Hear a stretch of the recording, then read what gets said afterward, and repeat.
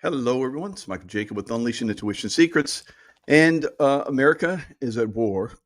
Isn't America always at war? But now we're at war within. So the enemy is within. So after World War II, just 5 years after World War II, we started the Korean War. Now, the Korean War was against communism, against the Chinese and Soviet Union. So it pitted North Korea, backed by the Soviet Union, China, against South Korea and its UN allies. So remember all those shows with MASH, and we grew up a lot of those. But the Korean War was pretty brutal. They were talking about using nuclear weapons. MacArthur wanted to use nuclear weapons, and basically MacArthur was sent home. Right. So MacArthur was brilliant. He came up with a great landing that basically turned the war. It was almost a complete annihilation of U.S. forces. And MacArthur did a brilliant move, but he wanted to bomb the Soviet Union or the Chinese from coming across the border in waves. And of course, that didn't go over very well. So whether that's good or not, it remains to be seen. I think history is going to, have its say, but it was communism. So United States took up the banner to fight communism around the world, and Korea to keep it from here in the United States, from coming here to the United States. We didn't want it here. So the next war that we fought, of course, was the Vietnam War. Vietnam War went on for quite some time. There was lots of crazy stuff that happened in the Vietnam War. Of course, we left. The Vietnamese just packed up and left, kind of like what we did with Afghanistan. And Vietnam now is a tourist destination. Everybody wants to go to Vietnam, and I hear it's quite beautiful. There is, it's the same. It was the same thing in World War II. Germany was our enemy. Japan was our enemy. They're not now. The deep state makes these enemies, guys. And the enemy has been the Soviet Union. They have created communism. They created communism. And they have created communism that came down from China into Vietnam. Of course, the French, fought the Chinese for a long time. They weren't doing so well, so they handed off to the United States. The United States wanted it because it was a very lucrative, heroin trade, and the CIA could make a lot of money for black ops and so forth. So they took up the Vietnam thing, and they made a lot of money. And there's been movies of that. I'm gonna play a little clip. You guys are gonna like this one. It kind of reminds me of what we're going through right now in LA. So this is what I see coming for LA.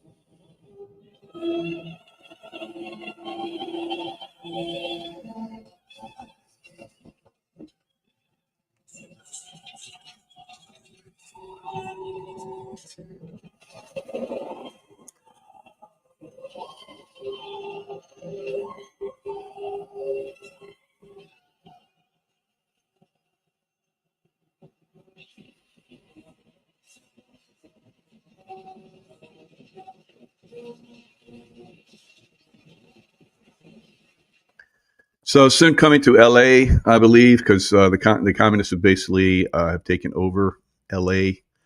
They're planning on taking over many cities. It's going to be the same thing, guys. We're gonna see all of this stuff, and it's going to continue. So the Ride of the Valkyries, the Vietnam War, communism, fighting communism. Communism, of course, collapse of the Soviet Union in 1991 marked the end of the Cold War, and now Russia is back, and Russia is fighting communism in a way. The Ukrainians are Nazi, fascist, communist. So it's basically the same thing. So you turn away from communism, and then you fight communism. So Americans have been fighting communism for 75 years now, since the Korean War, 1950. And here it is, the enemy's within. So we're going to have to fight communism here.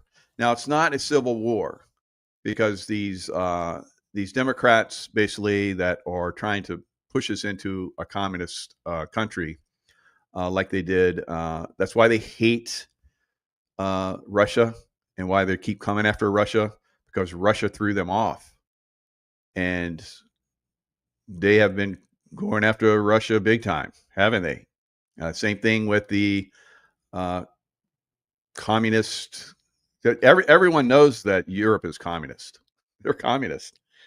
Even the old Soviet Union, Russia now, says that Europe is like worse than we ever were, and America's heading in the same direction. Fortunately, with Trump, we're basically turning that around. We're on a fast track to that with the Democrat Party, and not just the Democrat Party, of course, with the Bush family, the Clintons, Obamas, the Bidens. All these were basically communists that were pushing us into a Nazi communist deep state empire, right? Worldwide. So Americans are holding the line. Americans are going to push back. Americans are going to fight.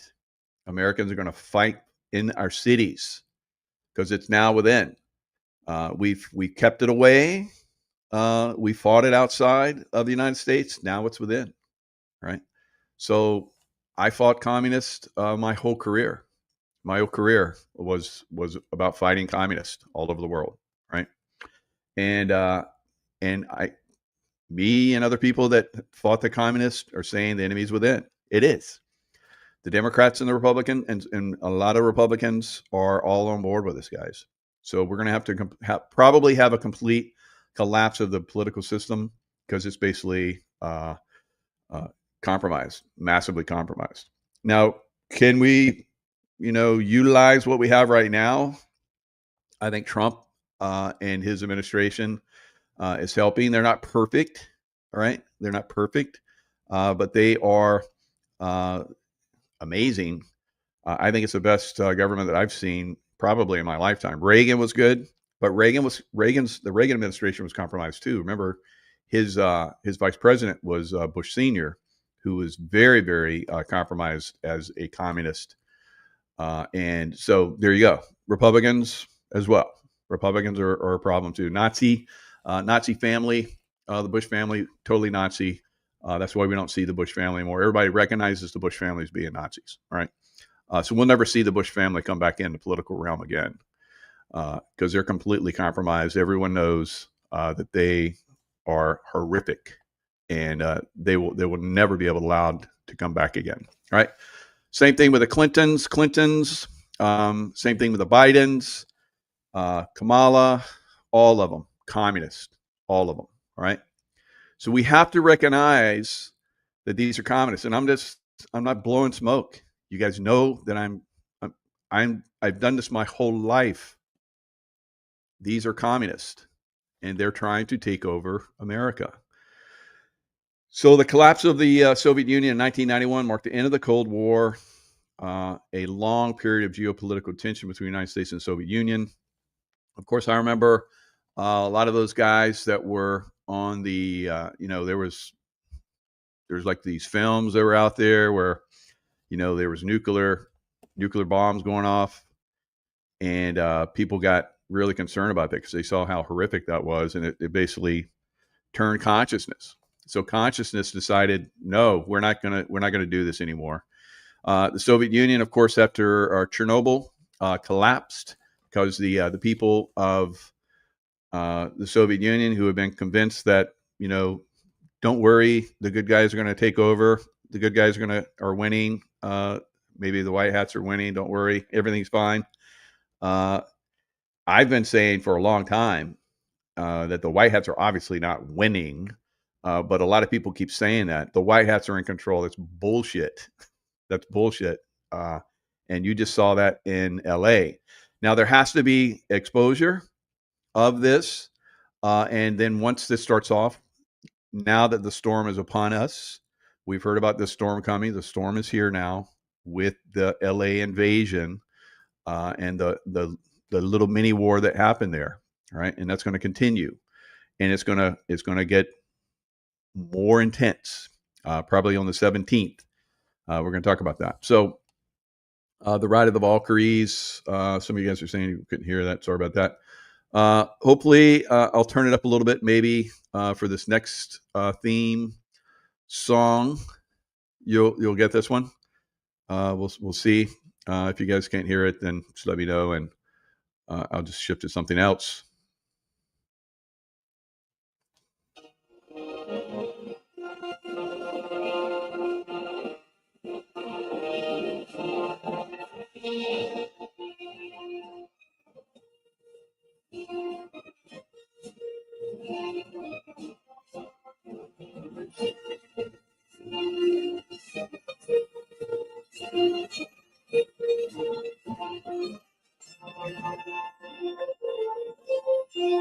Okay, very much like the Ride of the Valkyries, right? There's been some similarities between that and the Valkyries, but Star Wars. They came in with those laser swords and cut each other apart with the laser swords.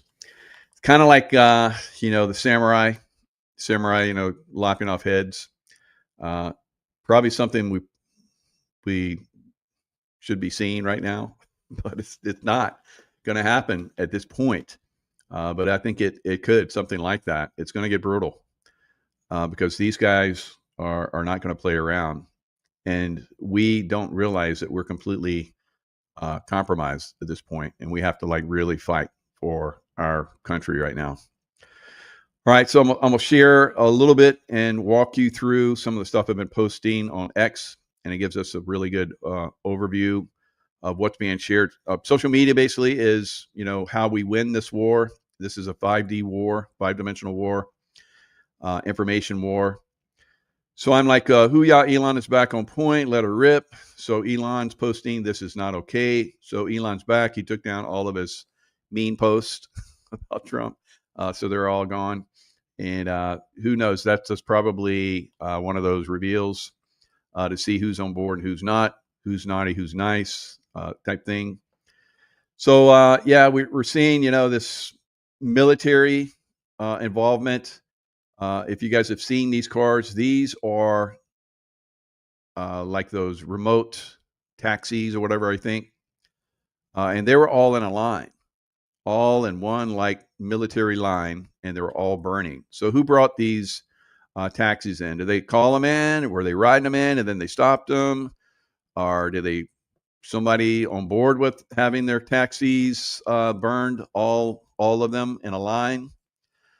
So it's all theater from the deep state. They're trying to rile everybody up. They want a civil war. There will not be a civil war. How long have I been telling you guys there's not going to be a civil war? But some of you guys are like, well, this seems like we're running a civil war. No, we're not going into a civil war. This is the communists that are taking over some of our cities. That's all. Those cities will probably be destroyed. Yes. The enemy is within. Yes. They have been very clever, very sophisticated. They have very good plans, but they have been watched. They have been put into a little box, and now they're going to be sectioned off and destroyed. All right, so tomorrow this time at 5 o'clock, I'm going to have Juan Osaven come on, and we're going to talk about all this. So join us tomorrow at 5. We're going to go into more depth about this. Now, I want you guys to see this. I'm going to start to break this down because we need to see this type of stuff from men.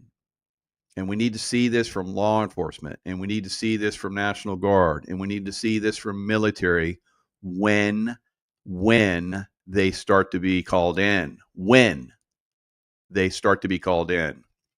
We can't pussyfoot around with this, guys. These people are violent. These people are not citizens of the United States. They're illegally here. Illegal. What part of illegal don't we understand? They have no rights. They're not U.S. citizens. The law does not give them any rights. Now, the deep state, the Democrat Party, and so forth wants to give them rights because they're using them as useful idiots to take over our country. Please understand this. This is extremely important that you get this. And please share this. This is extremely important. So this is from a military veteran that has done this for 35 years in the SEAL teams at the highest level, in the CIA all over the world. We are at war in our country. LA kicked it off. The storm is upon us. Now, this is what we need to start seeing from our law enforcement.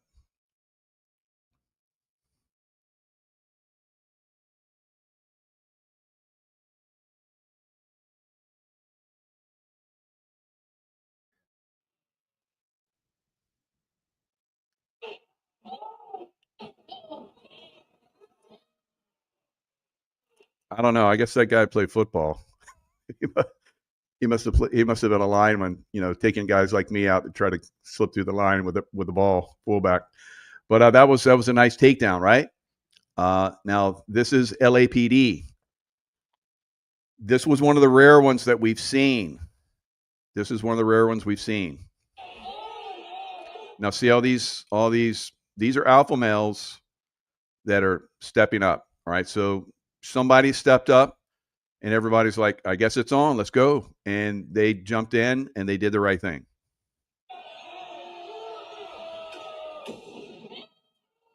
So you can hear it from the crowd. They don't like it. And they're like, their little bang bangs are going off. This is just fireworks at this point. Soon it won't be fireworks. All right. So so I give you a good example. And then now I'm going to give you a poor example.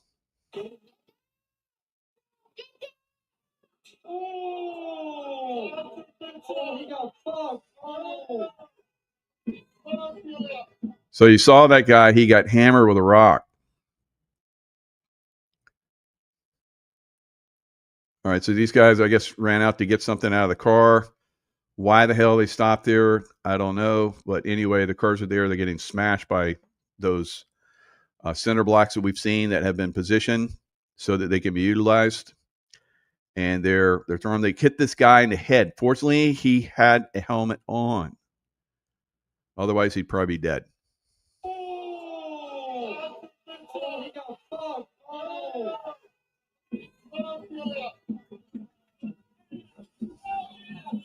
All right. Now, this is where we need to start to break this down, guys. This is not good. These guys hid underneath the bridge. Now, at some point, they start to dump some kind of fluid onto one of the vehicles and set it on fire. And it burns. And one of the guys comes out with a fire extinguisher and extinguishes it. But they hide under this bridge. Now, there's another bridge just up from this where they're hiding under that bridge too.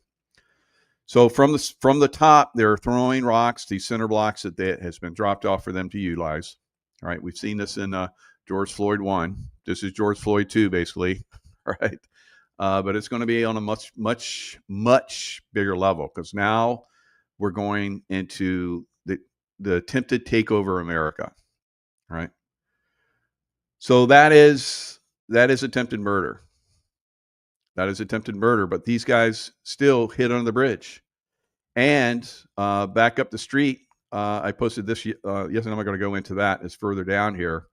But further down here, there is a scene where there's like this mass of cars and police, and they're just standing while these guys are being pummeled. Their cars are being smashed. They're throwing explosives over the bridge. They're probably just, you know, big bang fireworks or whatever. But still, if one of those, blew up next to you, blew up next to your head, it would blow your eardrum out. It could like blow your eye out. It could like cause massive trauma to your skin. So this is attempted murder by these guys. Now let's look at some of the comments. I had some really good comments from people. One was a former law enforcement. So Mike O'Neill says, this is priceless. The guys with the guns are running from the guys with the rocks. What does that say about LAPD right now? What does that say about their leadership?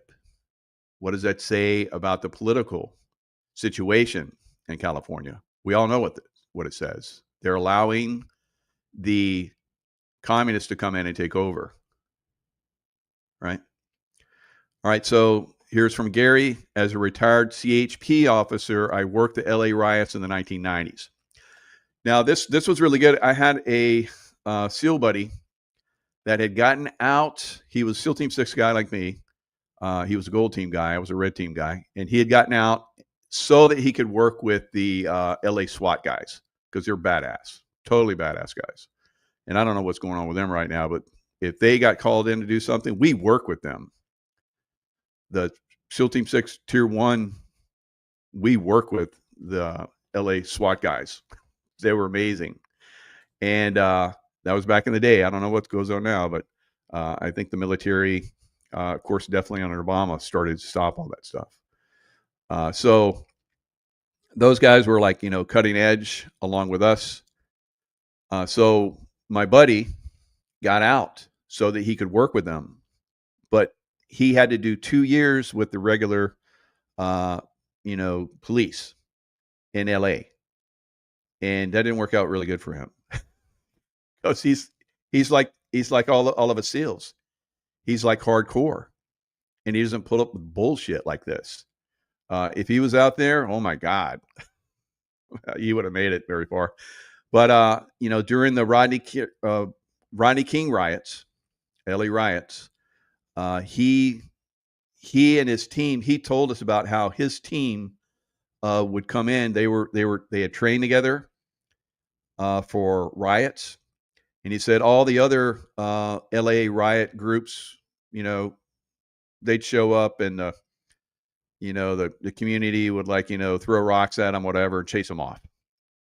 He said that his group would come in and they had trained with military-like precision, he said, and they had shields and they would march together and they would go, whoo, and they boom, bring up their shields and they march together and they did it badass. He said they would show up and all the community, they would run for their lives because they could see these guys were badass that had showed up.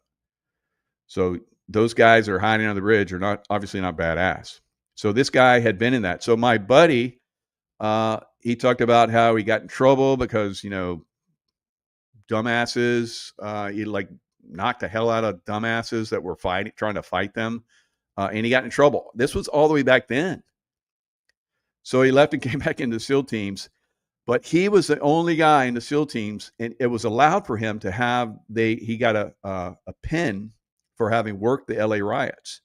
And he could wear it with the SEAL trident, and he's the only guy that had it.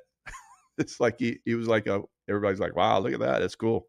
So it's tough for LAPD guys, right? It's tough for them. I'm sure it's like 100 times worse now because the situation has gone almost completely communist, right? So this gentleman says, Gary says, part of it is the supervision command that won't allow these officers to respond appropriately. Makes me so disgusted to see them getting attacked, throwing chunks of concrete as assault with a deadly weapon? Absolutely. So I told him, thanks for your service, and we all appreciate your insights. You know the deal. I'm trying to motivate action among what I know are alpha males. Now, I'm going to give you guys a story that I've never shared with anybody, right? When I was in the SEAL teams. So when I was in the SEAL teams, talking about command, right? So we all know that everyone is going to work with knuckleheads, right?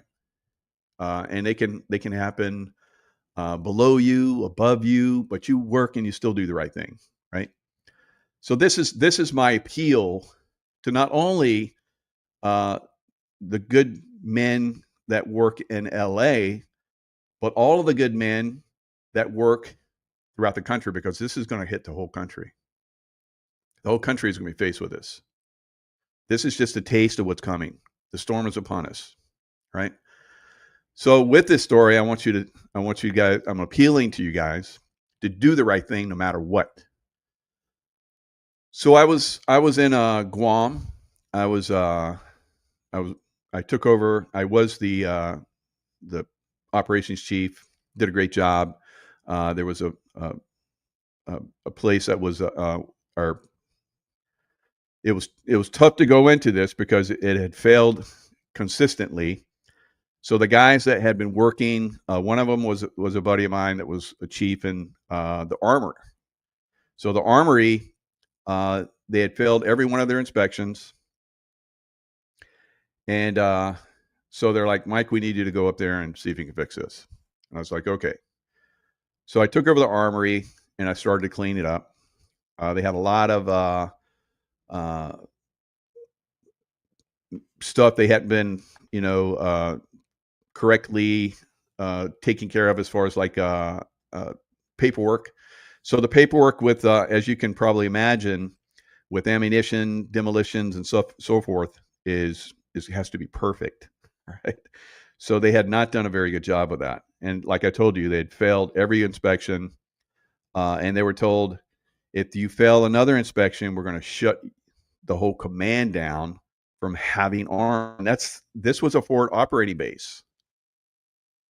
So when the SEAL teams came overseas, they would get ammo from our base and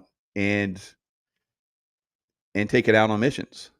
And if we ever went to war, that's where the ammo would have to come from. So it was like one of those, do or die type things. And I was like, I could do the impossible, right? I've been in SEAL Team 6 and I did a really good job. I've done incredible stuff everywhere I've been. So I'm like, okay. So I went up there and I started getting it all under control. There was stuff that had to be shot. So I had like the whole command would go out and I do shooting. It's like, okay, we got to shoot all this stuff up and we got to blow all this stuff up. So I'd have platoons come in and blow them up. And then they had, at the end of the year, if you have a lot of money left over. So we've done such a good job of not spending all the money they gave us. If you don't use the money, then they don't give you that money next year. So we had done really good and like cutting costs and so forth. So our commanding officer said, guys, you've done a really good job, but we need to spend this money. And I was like, yes, sir. I can do that. So I bought all this stuff. I built a kill house so the guys could shoot in. I bought these high electric, you can control them with remote control, electric pulley systems where you could put targets on it and they would like come at the guys as they're coming in the room to do their shooting and stuff like that. So these were kill houses where you shoot live rounds. So I'd never seen anything like it. And I built like this incredible kill house with all these moving targets, and I had moving targets on the ranges. They were like, 4-wheel drive type, little platforms, and you could remote control them and you shot at them as they moved around. It's badass. And it had pop-up targets from a distance, that were remote controlled, all kinds of stuff. So I made that money work. So it was super high tech. So So a lot of stuff. There was training that had to be done with the command. That was all messed up. So I got a guy that was like, focused on that. We were focused on getting all the books in order. We were focused on making sure everything was organized. It was like, a decade of a mess that I had to clean up. And I had like 1 year to do it, less than a year, like 9 months. So then the inspection team comes in. So I got everything. I got like the shop, the armory was like super clean. We cleaned everything. We like spit shined it. We had classical music on for the team when they came in, and we had like cookies and juice and coffee and everything for them. You do it up right. I know how to do this stuff. So they came in and they're like, oh, this is nice, and they were doing that, and there was unbelievably there was a former that was he went all to do these inspections, and he was a man. And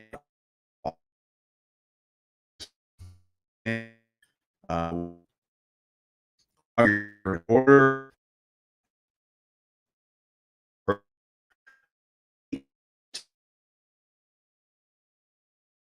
He said he was the head of the the group, the unit where I was.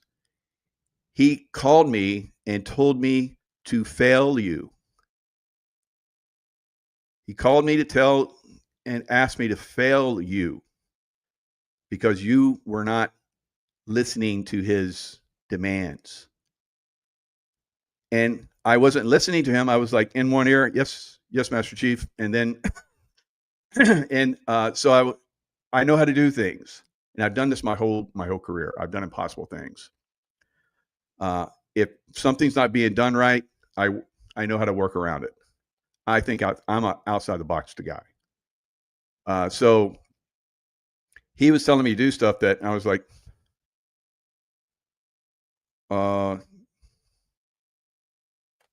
yes, Master Chief. And then my the captain of our command, he was like captain. He was high up there too. He was like leaning on me. He's like, I want this done. Or what are you doing? And he'd like call me into the office. He'd call my whole team into the office. He'd chew us out like we're doing it. We're getting it done. But they wanted us to do it a certain way, kind of like probably those guys in LA, probably like the guys in a lot of places right now that have stupid people that are in charge. Okay. So I was like, okay, yeah, I'll do that. And then I didn't do it the way they wanted. And we passed because I didn't do it the way they wanted because it never passed. Why would you continue to do the same thing over and over again and fail? Stupid, right? That's what's going on in a lot of places right now, guys. That's why we have the communists coming into our country right now, about ready to take us over. It's very frustrating. All right. So this captain, and I heard this for my whole career from like the first year that I came into the military. Officers were constantly trying to get me to go to the Naval Academy to become an officer. And even my last year, I was like 23 years in the SEAL teams. And this incredible, gifted captain was telling me, you should become an officer. You should become an officer. Why didn't I ever do that? Because I wanted to be in the trenches doing the work. I always wanted to deploy and do this stuff. So anyway, after we passed, and we passed with flying colors, this captain that was in charge says, you guys passed for the first time you ever passed. And not only do you pass, you have 100%, and hardly anyone ever gets 100%. We always find something, but you guys are perfect. Rare. All right. So my command master chief with my captain of the command, they come in, and I'm beaming because I'm like, I did it. You know, they're going to be so happy. They're going to be like, Chief, you did a great job. We were wrong. You were right. You thought outside the box. You got shit done. They came in and scolded me and belittled me in front of my men. And then they gave an award to my most junior guy, who I gave him just one piece of a massive, broad thing that I had to do. You know, I've never said this to anybody, but because I don't look for, you know, like accolades or anything like that. You know, sometimes you have great command, sometimes you don't. Sometimes you have great commanders, sometimes you don't. Sometimes you work with idiots, sometimes you work with great people. That's where we're at right now as a country. We have great leadership, but some of the people that are out there, like the Gavin Newsoms, who should be arrested, and probably, you know, half a dozen other communist Democrats that are in positions of power in states right now that should be arrested, they're going to stay there and they're going to cause problems because that's what they're there for, right? Because they're either stupid on purpose or what the hell they're doing, and they're doing stupid on purpose. It's a shit show out there, guys, and we have to learn to work around this. We have to work around this, like I did. All right, I was like that my whole career.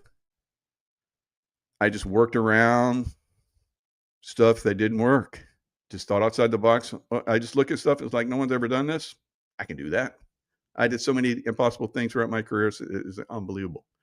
I could tell you all the impossible things I did, amazing things I did, and you're like, I've had people say, and I just give people just a little bit of my resume, and they're like, that's impossible. You couldn't have done all this shit. And I'm just giving them a little bit of it. So if you stay focused and you work hard and you work outside the box, and if things are screwed up like they are right now in our country, you can make them right. But you have to take leadership, control. Even if you're like a junior guy, the most junior guy, we'll have the most junior guy run operations. And that's how we taught everybody. If everybody gets out, you're the last man, you're still going to make this thing work. Right. All right. So that's kind of where we're at. We're down to junior people that need to step up and work around stupid people that are in charge. Right.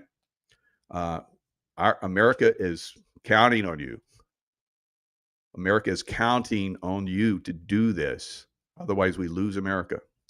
We're in the storm. I've been talking about this for years, but unless people start to step up, do the I get a shit show out there for a lot of people, and we know it's going to be because there's not a lot of people going to step up. You just saw all those guys hiding under the bridge. Now, if it had been my platoon, we would have come out from under that bridge, and oh my God, there would have been hell for everybody that even thought about throwing a friggin' rock.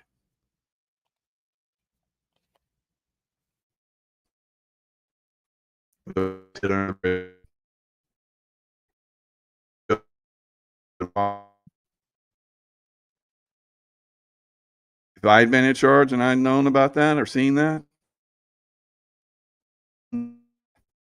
oh, that would have been ugly. That would have been ugly. It just wouldn't happen under my command, right? Even if I had stupid people above me telling us to do stupid, okay? You guys are going to have to step up. One, because America depends on it. One, because your state, county, whatever depends on it. Three, because your families, your people you work with depend on it. Or you could die. That guy that was running around stupid down there, he's lucky he's alive. Got hit with a brick. Fortunately, I guess it was enough of a glancing blow.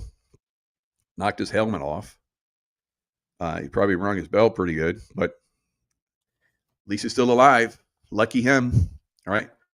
Not going to be like that in the future, guys. they're going to start bringing guns. So that kind of attitude right there, all those guys get wiped out.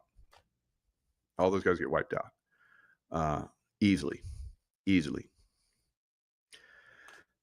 So, I mean, and many people have talked about this. I see we have a constitutional sheriff, and he is no nonsense on this. That's good. But I've had constitutional sheriffs on, and they say the constitutional sheriffs of the United States is there's less than 10%. So we're kind of screwed. All right, the communists have done a really good job of laying out our country to be dissolved. All right, so it's gonna be we the people that are gonna have to step up. We have stupid that's in charge, and we're gonna have to work around them. We have to think outside the box and work around them. All right. So let's look at some other things. I don't have a lot of time because I got another show that's coming up, a LifeWave miracle show that's coming up. But I want to take you guys into this zone of consciousness. You need to start thinking outside the box. You need to start to believe and understand that there's other things out there, and you can tap into some stuff that's unusual, like St. Christopher. St. Christopher portrayal with a dog's head. Now, I've heard of this over the years, and my son Dan, was telling me this. It's pretty amazing. This representation, not about literal dogs, but it is definitely a dog's head, St. Christopher, and we're going to go into this. So you have to think outside the box. And this is the kind of stuff you start to look at that helps to start to train your mind. The foreign and the unknown. The dog-headed image reflects the concept of St. Christopher as someone from a monstrous or otherworldly place, like the Marmorite tribe. This tribe was depicted as having large bodies, very large, in fact, and even considered cannibalistic, adding to the otherness associated with him. Bridging the gap, St. Christopher, with his dog-headed depiction, is often seen as a bridge between the known and the unknown, the inner and the outer, the human and the monstrous. He represents a figure who is both of our world and also connected to the edge, where our understanding of reality is challenged. So, as you guys can probably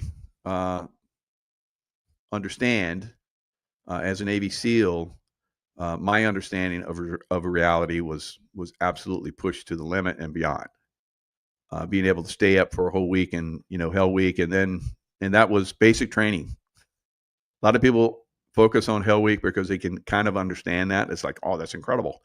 But I and those SEALs that I with have done far beyond that, and that's because we we're challenged and we push beyond those limits, and we start to understand there was another side of ourselves that's beyond this reality that we're in. So we need to start to tap into that going forward. Passion and desire, the dog-headed image, can be also interpreted as a manifestation of our inner passions, desires, and fears. All right, so this Byzantine art and tradition. The tradition depicting St. Christopher with the dog's head is rooted in Byzantine artistic practices and the interpretations of hagiographic narratives. So is it they just decided to change it? They just decided to change it? Or was it real? Was it real? Right? So let's look at some more, because there's a lot of depictions of St. Christopher with a dog's head. It's quite substantial. Look at this. These are all different depictions of St. Christopher with a dog's head. Now here, you see all these different dog-headed men. And there's been, even today, there's a lot of people that talk about the dogman. And I've talked about the dogman over time, but here is St. Christopher with the dog head. Human body, dog's head. They just randomly do this? Why would they just randomly do this? Right? So all these depictions of St. Christopher. All right, so here's one where this is where they changed it. They changed it from the dog's head to a man carrying Christ. All right, this is one of the stories of him carrying Christ. All right, so let's look. What did the Catholics say about this? Well, I will show you, because they have this in their own work. Because they have nuns that levitate and monks that fly and all kind of crazy stuff. Why wouldn't they have this? Here it is: St. Christopher, the dog-headed saint who carried Jesus. Sometimes God chooses the strangest of strangers to be the bearer of Christ. Right? So this is all in the Catholic Church. The first written accounts of Christopher, the dog-headed saint, date back to the 5th century. One early story of the life of St. Christopher comes from an ancient and probably apocryphal account of the missionary journeys of the disciples Andrew and Bartholomew. In the disciples' wanderings through the very edges of the known world, they encounter a dog-headed cannibal who calls himself Abominable. Kind of like the Abominable Snowman, huh? The author describes this individual's nose like a dog's snout, teeth like a boar's or a lion's, eyes like flames, and hair spilling over his shoulders in a mane. His whole appearance was awful and terrifying.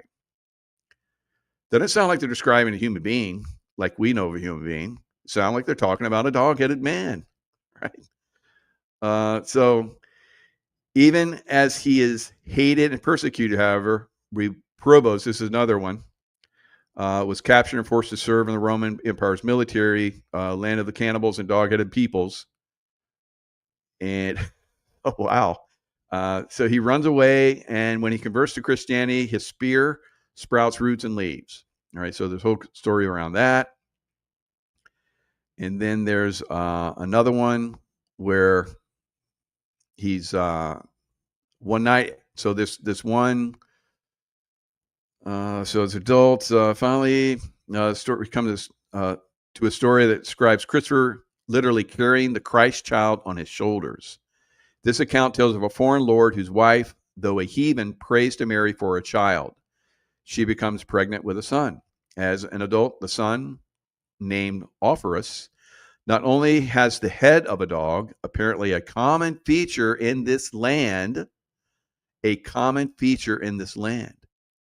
but he is also monstrously large, like the giants. As he wanders the land, he encounters a Christian hermit who teaches him about Christ.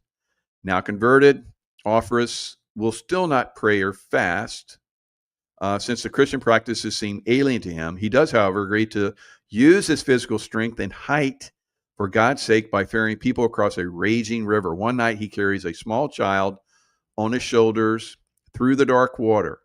The load on his shoulders grows so heavy that he staggers beneath its weight. "Who are you?" he gasps to the child on his back. "I am Christ," the child replies, "the creator and the redeemer of the world. From now on, your name will be Christopher, for you have borne the Christ across the water." So, of course, a lot of people have St. Christopher's medals in their cars and on their, around their necks, because he's for travelers. So if you're traveling overseas or in your car, a lot of people have the St. Christopher medal. So thinking outside the box, guys, thinking outside the box, you heard from each one of these stories that they described a human-headed, dog-headed human, and that this was common in the land, some of these lands. People like this. And there are stories of dogmen today. All right. So let's go into the last few minutes where we're going to talk about something else that's more common that people can relate to because they've seen it, but it's stretching our consciousness. It's stretching our reality. and it's stretching what we have been taught, and that is 9/11. That's 9/11. I've been talking about this from the first day that it happened, that it was an inside job, right? And I've been doing shows on this for a long time. So this is, again, stretching people's consciousness. How many of you realize that 9/11 wasn't as we were told? How many of you are starting to realize the Democrat Party is not what we have been told? How many of you realize that we are under communist takeover? All right. So you have to start to stretch your minds, and you have to learn to help other people stretch their minds, like I'm doing for you. Right. Wall Street or World Trade Center Building 7 free fall. 47 fell suddenly, symmetrically, in free fall acceleration without any resistance from any of its 81 columns. And why did NIST deny its free fall? Who did the study and said that it was because of burning, right? Only be proven wrong and be forced to officially admit that it did collapse in free fall. But that's 7 years later. No one's paying attention then. And they're just playing on repeat all those videos of the planes crashing into the buildings and the buildings falling in free fall. Like this. So this is building 7. Look, it's not even near. Doesn't look like there's any damage to it. And it just free falls. There's just a few fires. See, this is a reflection of building 7 where it had a few fires. These fires are not hot enough to melt steel. All right, how could a few small and scattered ordinary office fires have brought this Type 1 fire-protected steel frame building down, when several dozen examples of much hotter, much larger, and longer-lasting fires have never in history brought down such a building? So because it stretched everybody's imaginations and they couldn't make it fit, they just agreed with the narrative. How they just agreed that St. Christopher was not a dog-headed man. Right? How could normal office fires take out all the columns of the building sequentially, floor by floor, in 7 seconds? Photos show that they were burned out more than 1 hour before the collapse. So there was no fires when it collapsed into its footprint. Why aren't all the firefighters concerned? In the wake of the NIST report during the last 24 years, that such ordinary fightable fires can now bring skyscrapers down on top of them. So why would you even go into a building now it's burning? Because it could collapse into its footprint on top of you. But firefighters, before and since, go into these buildings and still fight these fires because they know that doesn't happen. But yet, a lot of these firefighters you're going to see basically were saying that it was controlled demolition. All right, so here it is. Here's on this side, controlled demolition, and here's World Trade Center Building 7. Television. And in every one of these cases, the building had been brought down by explosives in the process known as controlled demolition. So I said this on the time it was happening when I saw the first building collapse. I said somebody got inside and put demolition in there. I'm a demolition expert, right? I've been able to drop buildings in their footprint. I've been able to pop open doors with just the right enough charge. I can drop a wall. I can blow a window so that it doesn't injure anybody inside of an aircraft, right? I can do all these things, water charges, you name it. I can do all this stuff. I can take out the corner. I took out the corner of a concrete steel rod reinforced building. I took out the entire corner of it with a manhole cover built into a shape charge so that you could drive a Humvee in. So I know this stuff. I said it on day one. But a lot of people still believe in the lie narrative. A lot of people still believe the Democrats when they say these are just peaceful protests. When there's burning going on, you saw those police being pelted by rocks. Their lives being threatened. All right? So So explosions. So it says World Trade Center, the half dozen witnesses of explosions prior to its collapse claimed there were no, and then later they said there were no witnesses, but there were. There were hundreds of them at one time. So there's a lot of anomalies that if you looked at it on the day of, it was amazing. I've had one of these architects and engineers on. We did 2 shows together. They were like over 2 hours each over on my Rumble channel.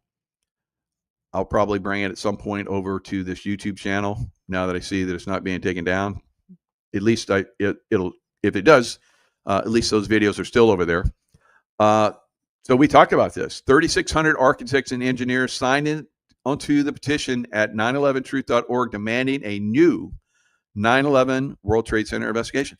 Why is it that you won't have a Joe Rogan type talk about this, or anyone in the upper scale of the political spectrum? None of them talk about 9/11. It's almost like that Jeffrey Epstein thing. They just can't discuss that openly. They have to deny it. They must sign some kind of non-disclosure agreements. I don't know what the hell's going on with them. So there's been many people that have said, why did the top European controlled demolition expert, myself included, said that it was controlled demolition? It's been imploded. It's a hard job. A team of experts did this. Yes. Molten metal. So there, you might remember there was molten metal coming out of it and so forth. But anyway, I have to jump over onto another show. I just want you guys to like start thinking outside the box. We are in a war. Communists are trying to take over our country. All right, they're here now. The enemy's within. I know normally when I do these shows, I have a lot more people. A lot of people don't want to hear this. So a lot of people have just been, checking out.